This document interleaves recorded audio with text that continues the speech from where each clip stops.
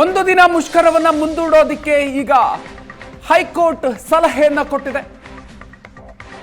ಒಂದು ದಿನ ಮುಷ್ಕರವನ್ನ ಮುಂದೂಡೋದಕ್ಕೆ ಹೈಕೋರ್ಟ್ ನೀಡಿರುವಂತಹ ಸಲಹೆ. ಹೈಕೋರ್ಟ್ನ ಈ ಸಲಹೆಯನ್ನ ಸೂಚನೆಯನ್ನ ಸಾರಿಗೆ ನೌಕರರು ಪಾಲಿಸ್ತಾರ?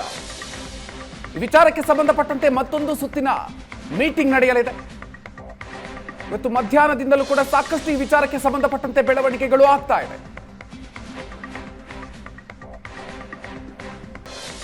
ಹೆಚ್ಚಿನ ಡೀಟೇಲ್ಸ್ ಕೊಡ್ತಾರೆ ನಮ್ಮ ಪ್ರತಿನಿಧಿ ರಕ್ಷಾ. ಇದೀಗ ನಮ್ಮ ಜೊತೆಗೆ ನೇರ ಸಂಪರ್ಕದಲ್ಲಿ ಜಾಯಿನ್ ಆಗ್ತಾ ಇದ್ದಾರೆ. ರಕ್ಷಾ, ಇದೀಗ ಮತ್ತೊಂದು ಸುತ್ತಿನ ಮೀಟಿಂಗ್ ನಡೆಸಿದ ನಂತರ ಈ ಒಂದು ನೌಕರರ ಮುಷ್ಕರದ ಬಗ್ಗೆ ತಮ್ಮ ಅಂತಿಮ ನಿರ್ಧಾರವನ್ನು ತೆಗೆದುಕೊಳ್ಳುವಂತಹ ನಿಟ್ಟಿನಲ್ಲಿ ಈಗ ಹೇಳಿಕೆಯನ್ನು ಕೊಟ್ಟಿದ್ದಾರೆ. ಸೊ ಏನೆಲ್ಲ ಬೆಳವಣಿಗೆ ಈಗ ಆಗ್ತಾ ಇದೆ ಹೈಕೋರ್ಟ್ನ ಈ ಒಂದು ಸೂಚನೆಯ ನಂತರ ರಕ್ಷಾ? ಮಧುಕೂರ್, ನಾವು ನೋಡಬಹುದು ಸಂಪೂರ್ಣವಾಗಿ ನಾಳಿನ ಒಂದು ಮುಷ್ಕರಕ್ಕೆ ಸಜ್ಜಾದಂತೆ ಇತ್ತು ಇಡೀ ಸಾರಿಗೆ ನೌಕರರು ಅಂತಾನೆ ಹೇಳ್ಬೋದು. KSRTC ಇರ್ಬೋದು, BMTC ಬಸ್ ಚಾಲಕರು, ಕಂಡಕ್ಟರ್ ಇಂದ ಪ್ರತಿಯೊಬ್ಬರು ಕೂಡ ಸಿಬ್ಬಂದಿಗಳು ನಾಳೆ ಮುಷ್ಕರ ನಾವು ಮಾಡೇ ಮಾಡ್ತೀವಿ, ನಮ್ಮ ಸವಾಲುಗಳನ್ನ ಹಾಗೆ ನಮ್ಮ ಬೇಡಿಕೆಗಳ ಈಡೇರಿಕೆಗಾಗಿ ನಮ್ಮ ಶಕ್ತಿ ಏನು ಅಂತ ಪ್ರದರ್ಶನವನ್ನ ಮಾಡ್ತೀವಿ ಅಂತ ಇಡೀ ಸಂಘಟನೆಗಳ ಆದಿಯಾಗಿ ಎಲ್ಲರೂ ಕೂಡ ತಯಾರಾಗಿದ್ರು. ಆದರೆ ಅವರೆಲ್ಲರಿಗೂ ಕೂಡ ಒಂದು ಬ್ರೇಕ್ ಅನ್ನೋ ರೀತಿಯಲ್ಲಿ ಇವತ್ತು ಹೈಕೋರ್ಟ್ ಒಂದು ಆದೇಶವನ್ನ ನೀಡಿದೆ. ಅಂದ್ರೆ ನಾಳೆ ಒಂದು ದಿನದ ಮಟ್ಟಿಗೆ ಯಾವುದೇ ರೀತಿಯಾದಂತಹ ಪ್ರತಿಭಟನೆಗಳನ್ನ ಮಾಡಬಾರ್ದು ಅನ್ನುವಂತಹ ಆದೇಶವನ್ನ ಕೊಟ್ಟಿದೆ. ಹಾಗಾಗಿ ಈಗ ಹೈಕೋರ್ಟ್ನ ಆದೇಶವನ್ನ ತಿರಸ್ಕರಿಸಿದ್ರೆ ಅದನ್ನ ಕೋರ್ಟ್ ಆದೇಶವನ್ನ ಉಲ್ಲಂಘನೆ ಮಾಡಿದಂತಾಗುತ್ತೆ. ಸೊ ಹಾಗಾಗಿ ಸಂಘಟನೆಗಳು ಒಂದು ರೀತಿಯ ಇಕ್ಕಟ್ಟಿಗೆ ಸಿಲುಕಿರ್ತಕ್ಕಂಥದ್ದು. ಈ ಕಡೆ ಒಂದು ಸಂಧಾನ ಕೂಡ ಮುಂದುವರಿಲಿಲ್ಲ, ಸಂಧಾನ ಕೂಡ ಅವರಿಗೆ ಸಕ್ಸಸ್ ಆಗಲಿಲ್ಲ. ಖುದ್ದು CM ಸಿದ್ದರಾಮಯ್ಯ ಹಾಗೂ ರಾಮಲಿಂಗ ರೆಡ್ಡಿ ಅವರು ಎಲ್ಲರೂ ಸೇರಿ ಮಾಡಿದಂಥ ಸಂಧಾನ ವಿಫಲವಾಗಿರ್ತಕ್ಕಂಥದ್ದು. ಸೊ ಹಾಗಾಗಿ ಸಂಧಾನದಿಂದ ಎದ್ದು ಬಂದಂತಹ ಸಂಘಟನೆಗಳ ಒಂದು ಒಕ್ಕೊರಲಿನ ಮಾತೇನಾಗಿತ್ತು ಅಂತಂದ್ರೆ ನಾವು ಪ್ರತಿಭಟನೆಯನ್ನ ಮಾಡಿಯೇ ನಮ್ಮ ಬೇಡಿಕೆಗಳನ್ನ ಈಡೇರಿಸಿಕೊಳ್ತೀವಿ ಅನ್ನುವಂಥದ್ದಾಗಿತ್ತು.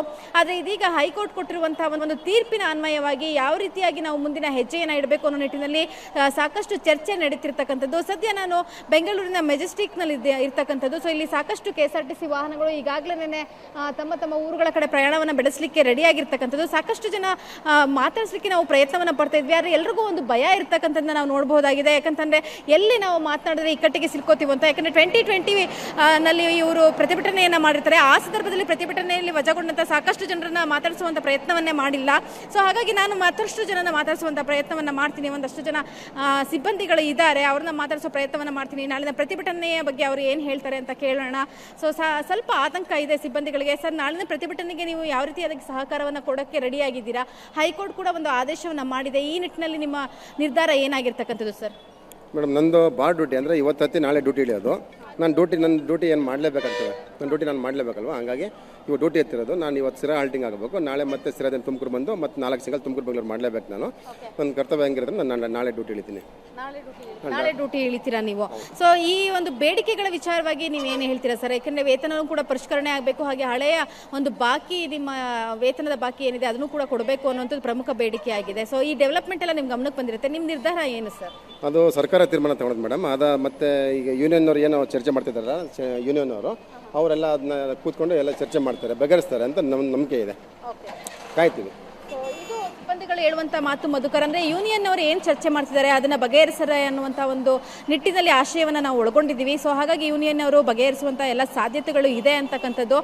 ಸೊ ಸಂಪೂರ್ಣವಾಗಿ ಸಿಬ್ಬಂದಿಗಳು ಏನಂತ ಅಂದ್ರೆ ಸಂಘಟನೆಯ ಮೇಲೆ ಡಿಪೆಂಡ್ ಆಗಿರ್ತಕ್ಕಂಥದ್ದು. ಯಾಕಂತಂದ್ರೆ ಸಂಘಟನೆಯನ್ನು ಹೊರತುಪಡಿಸಿ ಯಾರು ಕ್ರಮವನ್ನ ತೆಗೆದುಕೊಳ್ಳಲಿಕ್ಕೆ, ಅವರ ಬೇಡಿಕೆಗಳನ್ನ ಈಡೇರಿಕೆಗಾಗಿ ಅವರು ಮುಂದಡಿ ಇಡಲಿಕ್ಕೆ ಶುರು ಆದರೆ ಸರ್ಕಾರದಿಂದ ಅವರ ಮೇಲೆ ಕಠಿಣ ಕ್ರಮಗಳಿರುತ್ತೆ. ಈಗಾಗಲೇ ಸಾರಿಗೆ ಇಲಾಖೆ ಕೂಡ ಈಗಾಗಲೇ ಒಂದು ಷರತ್ತನ್ನು ವಿಧಿಸಿರ್ತಕ್ಕಂಥದ್ದು. ಎಲ್ಲ ರಜವನ್ನ ಕ್ಯಾನ್ಸಲ್ ಮಾಡಿದೆ, ಯಾರಿಗೂ ಕೂಡ ರಜಾ ಕೊಡೋದಿಲ್ಲ. ಹಾಗಾಗಿ ಕಡ್ಡಾಯವಾಗಿ ಎಲ್ಲರೂ ಕೂಡ ಕೆಲಸಕ್ಕೆ ಹಾಜರಾಗಬೇಕು ಅಂತಕ್ಕಂಥದ್ದನ್ನ ಹೇಳಿದೆ.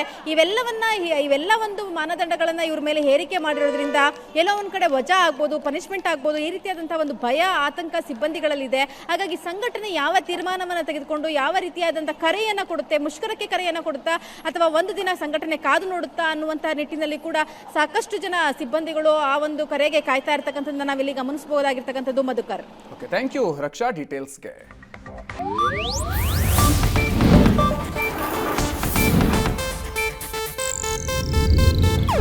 ಇದು ಏಷ್ಯಾನೆಟ್ ನ್ಯೂಸ್ ನೆಟ್ವರ್ಕ್ ಪ್ರಸ್ತುತಿ.